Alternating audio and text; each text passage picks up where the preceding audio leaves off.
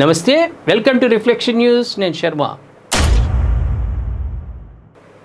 ఇక్కడ ఒక వార్త కనిపిస్తుంది. కర్ణాటకలో మోరల్ పోలీసింగ్, ముస్లిం అమ్మాయి పక్కన కూర్చున్నారని హిందూ విద్యార్థులపై దాడి.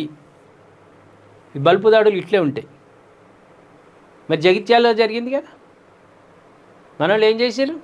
మన మహిళ పక్కకు పురుషుడే బుర్కా వేసుకొని కూర్చున్నాడు, పోలీసులకు అప్పచెప్పారు.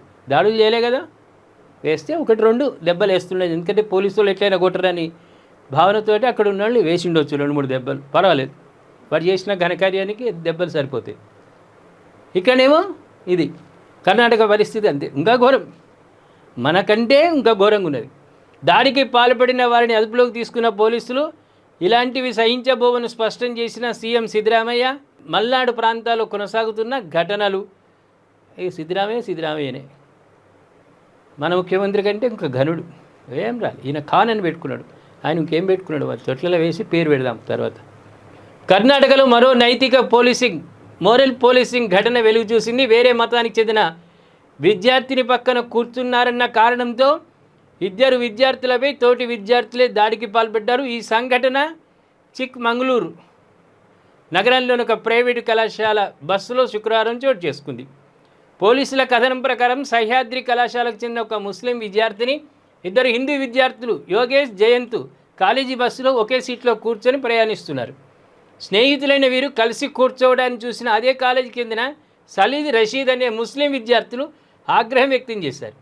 ముస్లిం అమ్మాయి పక్కన ఎందుకు కూర్చున్నావంటూ యోగేష్ను ప్రశ్నించి అతడిపై దాడి చేసి మొబైల్ ఫోన్ లాక్కున్నారు. అడ్డుకోబోయిన జయంత్ పైన వారు దాడి చేశారు. కమిట్మెంట్గానే కూర్చున్నారు కదా వాళ్ళు క్లాస్మేట్లు కావచ్చు. కూర్చున్నంతసేపటి ఈ గాడిద కొడుకులకి ఏమైంది? వీడికి ఈ దరిద్రులు ఉన్నారు కదా, సలీద్, రషీద్, ఈ గాడిద కొడుకులకి ఏమైంది? అక్కడ ఎందుకు పెట్టాల్సి వచ్చింది? అమ్మాయితో ఎంత స్నేహితంగా ఉంటే కూర్చోమంటుంది అక్కడ యోగేష్ను వీళ్ళను. ఇదేంది కండకవరం కదా.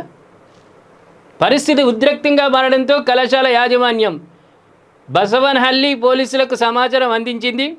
వెంటనే ఘటనా స్థలానికి చేరుకున్న పోలీసులు దాడికి పాల్పడిన విద్యార్థులతో పాటు బాధితులను పోలీస్ స్టేషన్కు తరలించి విచారణ చేపట్టారు. ఈ ఘటనపై కేసు నమోదు చేసి దర్యాప్తు చేస్తున్నారు. ఈ ఘటనపై కర్ణాటక ముఖ్యమంత్రి సిద్ధరామయ్య తీవ్రంగా స్పందించినట. చట్టాన్ని చేతుల్లోకి తీసుకునేవారు ఎవరైనా సరే కఠిన చర్యలు తప్పవని హెచ్చరించారు. ఉట్టి మాటలే, ఎవరైనా ఈయన అవన్నీ ఉట్టి మాటలే. మళ్ళీ ఇప్పుడు చూడు, ఎవరైతే పిల్లలు దెబ్బలు తిన్నారో వాళ్ళ మీద అయిపోయారు రాస్తారు. ఇది మామూలు కాదు, మన లౌకికవాదం కదా, అట్లే ఉంటాయి. రాష్ట్రంలో నైతిక పోలీసింగ్ ఏమాత్రం సహించబోమని, ఈ విషయంలో జీరో టాలరెన్స్ విధానాన్ని అవలంబిస్తున్నామని పునరుద్ఘాటించారు. జీరో టాలరెన్స్ కాదు, హిందువుల పైన వాళ్ళకి జీరో. ముస్లింలు అంటేనే మహా ఇష్టం వాళ్ళకు, పేర్లు మార్చుకుంటారు, అన్నీ మార్చుకుంటారు, ఇంకేమేమి మార్చుకుంటారో మళ్ళీ వాళ్ళకి తగ్గట్టు చూద్దాం, ఇక వాళ్ళ ఇష్టం ఏమైనా మార్చుకొని.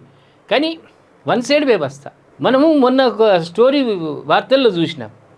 2 స్నేహితులు, ముస్లిం అతడు, హిందూ స్నేహితులు. ముస్లిం అతడి భార్య అలిగిపోతుంటే మన హిందూ సంబంధించిన వాడు బస్టాండ్లో వదినే అనుకుంటూ బతిలాడుతున్నాడు. వదినే, పిల్లలు ఉన్నారు, ఆయన ఒక్కడికి ఇబ్బంది అవుతుంది, అది ఇది అని బతిలాడుతున్నాడు. అటు ఆ వైపు నుంచి పోతున్నటువంటి సన్నాసులు, ఓ మతానికి చెందిన సన్నాసులు, అగో వాడు ఇట్లా మాట్లాడతాడు, వచ్చి కొట్టిర్రు. ఇట్లున్నది వీళ్ళ వ్యవస్థ. మంచి లేదు, చెడు లేదు, ఆలోచన చేసేది లేదు, ఏం లేదు. ఒక హిందూ ముస్లిం అమ్మాయితో ఏదన్నా అక్క చెల్లెళ్ళు, అన్న వదిన ఏదో మాట్లాడుకుంటే అయిపోయి పక్కన అనుమతి లేనిదైతే ఎవరు కూర్చోరు కదా. వాళ్ళు స్నేహితులు. ఇప్పుడు ఇక్కడ ఎంత స్నేహంగా ఉంటే అక్కడ కూర్చుంటారు. ఆమె ఒప్పుకుంటేనే కదా కూర్చునేది. ఇప్పుడు మనం కనీసం బస్సులో పోతూ ఉంటే ఒక అమ్మాయి, ఒక స్త్రీ కూర్చున్నది, ఖాళీ ఉంది పక్కన. అమ్మ నేను కూర్చోవచ్చా అని అడిగి కూర్చుంటారా? బలవంతంగా కూర్చుంటారా? తెలుగు లేవా? రంజాన్ నెలలో ఎంత పవిత్రంగా ఉండాలి, అల్లాకు అంకితమై ఉండాలి. ఈ దాడులా ఇవి? మీ పెద్ద మనుషులు ఏం నేర్పిస్తున్నారు మీకు? మీ గురువులు ఏం నేర్పిస్తున్నారు? మీ తల్లిదండ్రులు ఏం నేర్పిస్తున్నారు? ఏదో రూపంలో హల్చల్ చేయాలి, హిందూ సంబంధించిన వాళ్ళ మీద దాడి చేయాలి, లేకుంటే గుళ్ళలకు జొర్రాలి, పవిత్రంగా గుడిమికి ఎక్కి నమాజులు చేయాలి. ఇవా మీకు నేర్పిస్తున్నది? ఎటు పోతున్నారు? ఏంది ఇది? అంటే హిందువులంతా చాదగానోళ్ళ? అవసరం అనుకుంటే పరశురామ అవతారం ఎత్తుతారు తెలుసా. ఇప్పుడు అన్ని సంఘాలు ఏకమైపోయినాయి. మీరు చేసే అకృత్యాల వల్ల హిందూ సమాజం మొత్తం ఒకటైపోయింది. అప్పుడప్పుడు కొద్దిగా మజ్జుగా ఉండేవాళ్ళేమో ఇప్పుడు అలర్ట్ అయిపోయినరు. మీ కిందికి నీళ్లు తెచ్చుకోకండి, మాతో సామరస్యంగా సౌభ్రాతృత్వంతో అన్యోన్యంగా ఉండే ప్రయత్నం చేయండి. కానీ మా దేవతల మీద మా మీద దాడులు చేస్తామంటే హిందూ జాతి ఊరుకోదు. ఖచ్చితమైన గుణపాఠం చెప్తుంది, ఖచ్చితమైన. ఆ దిశగా ముస్లిం సోదరులు ఆలోచన చేయండి. మీ వైపు మేము రాము, మీ దర్గాల దిక్కు అటువైపు మాకు సంబంధం లేదు. మా దేవాలయాల వైపు మీరు రావద్దు. మతి స్థిమితం లేదంటే మతి స్థిమితం లేకుండానే చేస్తాం శాశ్వతంగా. కావాలని వస్తున్నారు.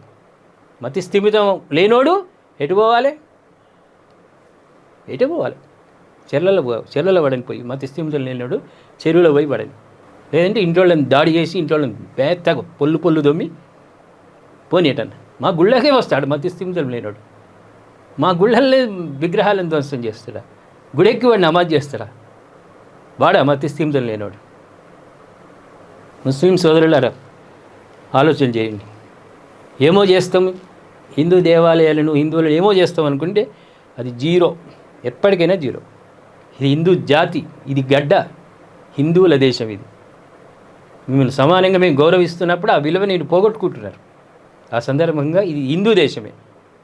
హిందూ దేశంలో హిందూ దేవాలయం మీద, హిందూ వర్గాల మీద దాడులు చేస్తే ఏ హిందువు కూడా చేతులు ముడుచుకొని కూర్చోడు. ఏమంటారు ప్రేక్షకులు? ఈ కర్ణాటకలో జరిగిన ఇష్యూ గురించి మీరు ఘాటుగా స్పందించారు. ఘాటుగా సిద్ధిరామయ్యకు పంపుదాం. సిద్ధిరామయ్య బుద్ధిరామయ్యనా? సిద్ధుడు రామయ్యనా? ఏం రామయ్య? మరి కేసు, ఇప్పుడు మన కేసు గురించి కూడా వివరాలు తెలుసుకుందాం. దెబ్బలు తిన్నోళ్ళ మీద కేసు పెట్టిరా, కొట్టినోళ్ళ మీద కేసు పెట్టిరా, ఏమేమి చర్యలు తీసుకుంటారో అక్కడ కనుక్కుందాం మనం.